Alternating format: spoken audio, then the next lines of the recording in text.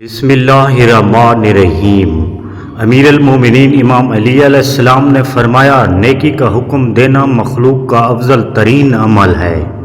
रसूलुल्लाह सल्लल्लाहु अलैहि वसल्लम ने फरमाया, बेशक अल्लाह ताला पसंद करता है कि अपनी नेमत का असर अपने बंदे पर देखे। इमाम जाफर सादिक अलैहिस्सलाम ने फरमाया, हम अपने बच्चों को तस्बीह सैयदा का हुक्म ऐसे ही देते थे जैसे नमाज का हुक्म देते हैं। इसी ज़मीन से हमने तुम्हें बनाया है और इसी में लौटाएंगे और दोबारा इसी से निकालेंगे। अल कुरान करीम। जिस घर में परिंदों, जानवरों और चींटियों को रिज्क मिलता है, उस घर से कभी रिज्क ख़त्म नहीं होता। औरत के घर में घर के अफराद कहते हैं, मैयत का मुंह ढांप दें, गैर महरम ना देखे। अल्लाह की कसम, जिंदा के लिए भी यही हुक्म है। जब कयामत का दिन होगा तो एक ऐलान करने वाला एक ऐलान करेगा, अहले मजमा अपनी निगाहें झुका लो, सैयदा बिनते मोहम्मद पूले सिरात से गुजर रही हैं।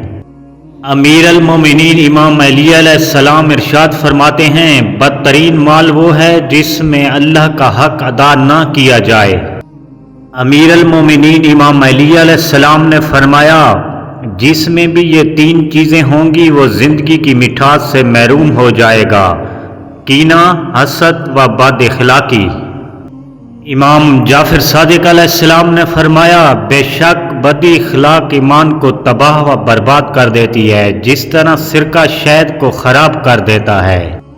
रब्बे काबा की कसम, ज़्यादा माल वाले बर्बाद हो गए सिवाय उन लोगों के जो कसरत से अल्लाह की राह में खर्च करते हैं। नबी करीम सल्लल्लाहु अलैहि वसल्लम ने फरमाया, जो शख्स हर महीने में 3 दिन सुबह के वक़्त शहद चाटे, फिर वो किसी बड़ी मुसीबत व बला में मुब्तला नहीं होता। जिंदगी में सबसे ज़्यादा बेबस हम तब होते हैं जब हम चाहकर भी अपने आप को साबित नहीं कर सकते।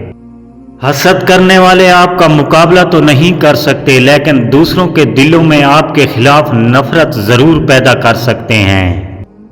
वीडियो अच्छी लगे तो चैनल सब्सक्राइब करना ना भूलें। अल्लाह निगहबान। दुआ गो सागर।